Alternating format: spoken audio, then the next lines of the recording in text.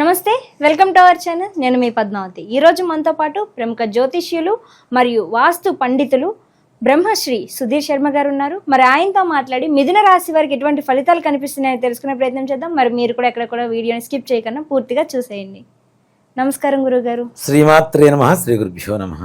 గురువుగారు, మనకి ఆదాయ వ్యయాలు అనే విషయానికి వచ్చేసరికి ఆదాయం అనగానే మనకు వచ్చే సంపాదన, వ్యయం అనేది వచ్చేసరికి మనకి ఖర్చు అవుతుంది అని చెప్తారు కదా. అంటే ఇది వాస్తవమే అంటారా, లేకుంటే ఆదాయ వ్యయాలు కావచ్చు, లేకుంటే రాజపూజ అవమానాలు కావచ్చు, ఇవి వేటి పరంగా లెక్క వేయచ్చు అంటారు?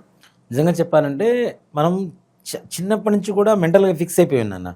ఆదాయం అంటే డబ్బు, ఖర్చు, వ్యయం అంటే ఖర్చు అని. ఆదాయ వ్యయాలు అనేటువంటివి మనకి పంచాంగంలో ఇచ్చేటువంటి విధానం ఏమిటి అంటే కేవలం డబ్బు విషయం ఒక్కటి కాదు. ఆర్థికం, ఆరోగ్యం, కుటుంబం, మనశ్శాంతి, విద్య, మనం అనుకునేటువంటి కార్య సంకల్ప విజయం, ఇవన్నీ ఓవరాల్గా కలుపుకుంటే వీటిల్లో ఏ ఒక్కటి లోపించినా మనశ్శాంతి లోపిస్తూ ఉంటుంది. కాబట్టి ఇవన్నీ కలుపుకొని ఆదాయ వ్యయాల రూపంలో చూపిస్తారు. కానీ డబ్బు మాత్రం కాదు, డబ్బు ఒక్కటి మాత్రం కాదు. మనకి ఓవరాల్గా ఈ సంవత్సరం మొత్తం ఉండేటువంటి ఫలితం, మనకు ఉండేటువంటి మనశ్శాంతి, మనకు ఉండేటువంటి కార్య విజయం ఏదైతే ఉందో ఈ ఆదాయ వ్యయాల రూపంలో చెప్తాం. కానీ కేవలం డబ్బు ఒక్కటే ఎంత వస్తుంది, ఇంత ఖర్చు అవుతుంది అనేది మాత్రం పిచ్చి అపోహ అని చెప్తాను నేను. కాబట్టి ఆ విధంగా చూసుకోకండి. తప్పనిసరిగా మనం ఓవరాల్గా జీవితం మొత్తం సంవత్సరం, ఇప్పుడు 1% ఇంట్రెస్ట్ అని చెప్తారు నాన్న, బ్యాంక్ వాళ్ళు చెప్తున్నా. 1% ఏంటంటే ప్రయాణం కదా. అట్లానే ఆదాయ వ్యయాలు కూడా మన పంచాంగంలో చెప్పుకునేవన్నీ కూడాను సంవత్సరం మొత్తానికి పనికొచ్చేట్టుగా మనకు ఉండేటువంటి మనశ్శాంతినే ఆదాయ వ్యయాలుగా చూసుకోవాలని చెప్తాం. గురువుగారు, మిథున రాశి వారికి ఉగాది నుంచి ఉగాది వరకు చూసుకున్నట్టయితే కనుక ఎటువంటి ఫలితాలు కనిపిస్తున్నాయి? దాంతోపాటుగా అసలు వీరికి ఆదాయ వ్యయాలు ఏ విధంగా ఉన్నాయి, రాజ్యపూజలు ఏ విధంగా ఉన్నాయి అంటారు? తప్పనిసరిగా నాన్న, ఈ సంవత్సరం ఎక్కువగా చాలామంది కూడాను చాలా రాసులు బాగున్నాయి నాన్న. వాటిల్లో 1-2 రాసులు అసలు బాగలేదు, ఇంకో 1-2 రాసులు మధ్యస్థంగా ఉన్నాయి. కానీ మిగిలిన అన్ని రాసుల వారికి ఉన్నత స్థానంగా చెప్పుకోవచ్చు, ఉన్నత కాలంగా చెప్పుకోవచ్చు.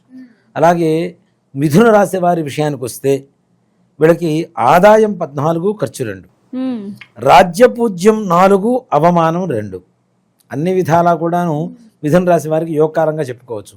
ఎందువల్ల ఇందాక మనం చెప్పుకున్నాం, మే 15వ తారీఖు నుంచి వృషభ రాశిలోంచి మిథున రాశిలోకి గురుడు వస్తున్నాడు. గురుబలం పెరిగింది. గురుబలం పెరిగితే గురువు అనేటువంటి ఆయన ఒక కాలేజీకి ప్రిన్సిపల్ లాంటి వాడు. మిగిలిన గ్రహాలన్నీ కూడా లెక్చరర్స్. ఈ లెక్చరర్స్ అంతా ఎవరి మాట వింటారు? గురువు మాట, ప్రిన్సిపల్ మాట వినాల్సిందే కదా. అలాగే గురుగ్రహ అనుగ్రహం ఉంటే అన్ని గ్రహాల సానుకూలత తప్పనిసరి కలుగుతుంది. అంటే పాపగ్రహాలు ప్రతికూలంలో ఉన్నా సరే అత్యంత ఉచ్చగ్రహాలలో మొట్టమొదటి వాడు గురుగ్రహం. కాబట్టి ఆ గురువు బాగుంటే అన్ని విధాలా బాగుంటాయి. గురువు బాగుంటే విద్య బాగుంటుంది, విద్య బాగుంటే జీవితం బాగుంటుంది. అట్లానే గ్రహాలలో గురుగ్రహం బాగుంటే జాతకం చాలా చక్కగా ముందుకు సజావుగా సాగిపోతూ ఉంటుంది. ముఖ్యంగా గురు బలం వల్ల కలిగేటువంటి యోగాలలో మొట్టమొదటిగా వివాహ యోగం చెప్తాం. ఓకే, కాలసర్పదోషాలు, సర్పదోషాలు ఎన్ని దోషాలు ఉన్నా జన్మరాశిలో ఉండేటువంటి గురుగ్రహ ప్రభావం చేత వివాహ యోగం తప్పనిసరిగా ఈ సంవత్సరం మిథున రాశి వారికి అత్యద్భుతంగా ఉంటుంది.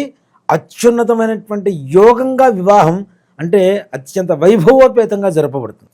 వాళ్ళకు ఉండేటువంటి స్థితిని అనుసరించి మంచి వైభవోపేతంగా వాళ్ళు అనుకున్న దానికంటే కూడా ఇంకా చక్కగా వివాహం జరగడానికి మంచి అవకాశం ఉంటుంది.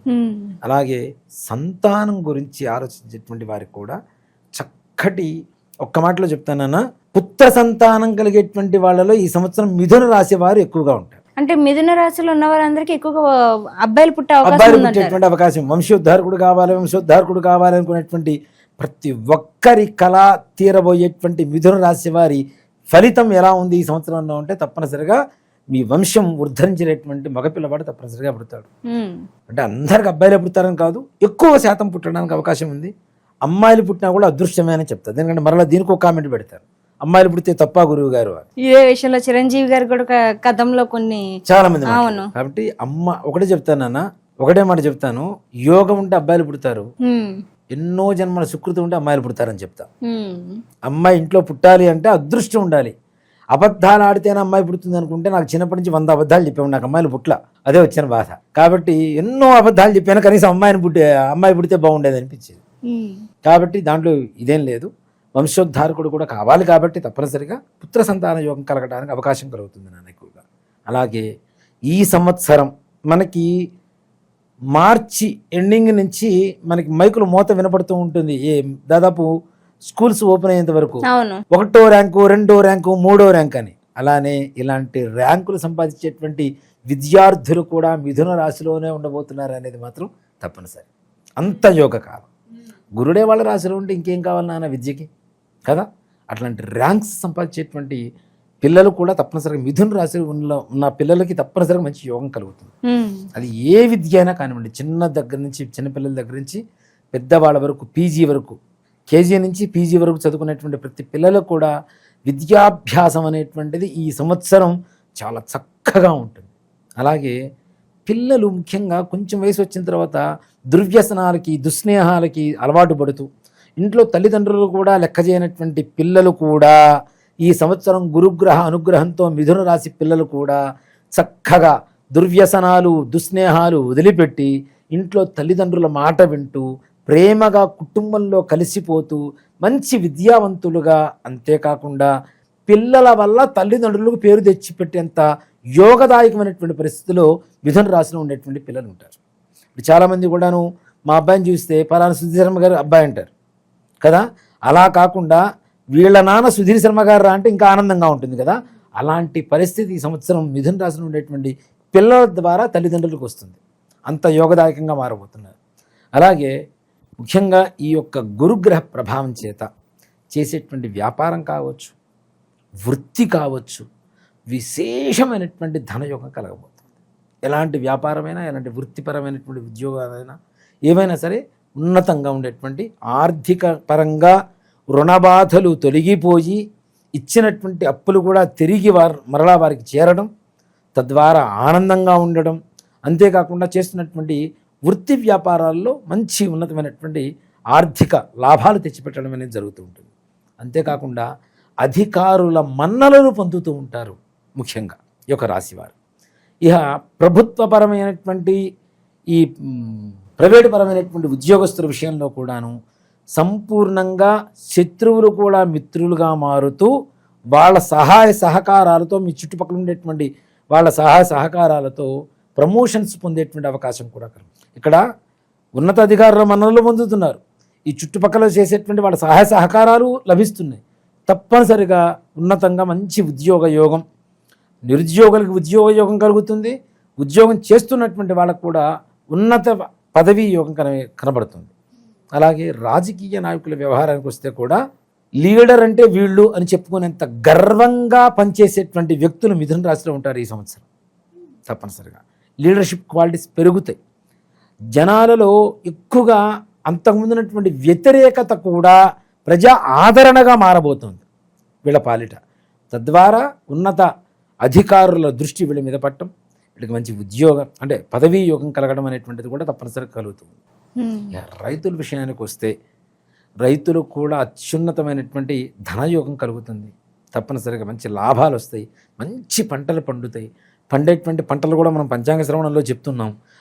ఆ రకంగా పంటలు వేసుకుంటూ చక్కగా చేసుకుంటూ వెళ్ళిపోతే వీళ్ళకి కూడా మంచి ఆర్థిక లాభాలు ఉంటాయి. రియల్ ఎస్టేట్ వ్యవహారానికి వస్తే వారికి కూడా విశేషమైనటువంటి యోగం కలుగుతుంది నాన్న.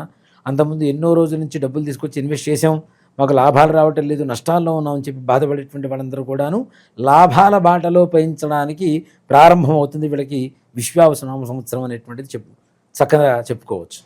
అలాగే విదేశీ ప్రయాణం చేయాలనుకునేటువంటి వారు కూడా ఉన్నతంగా ఉంటుంది. వారు అనుకున్నటువంటి స్థానానికి వెళ్తారు. మంచి విద్య, ఉద్యోగం, దాంట్లో కూడాను వాళ్ళకి కావలసినటువంటి ధనం చేతికందడం, ఖర్చులు వెళ్ళిపోవడం, ఇలాంటివన్నీ కూడా చక్కగా జరిగేటువంటి సంపూర్ణమైనటువంటి అవకాశం బాగా కనబడుతూ ఉంది.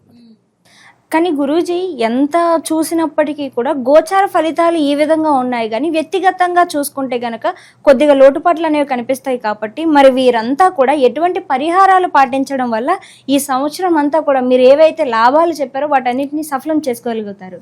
దత్తాత్రేయ స్వామి వారి గురుచరిత్ర పారాయణ ఉంటుంది.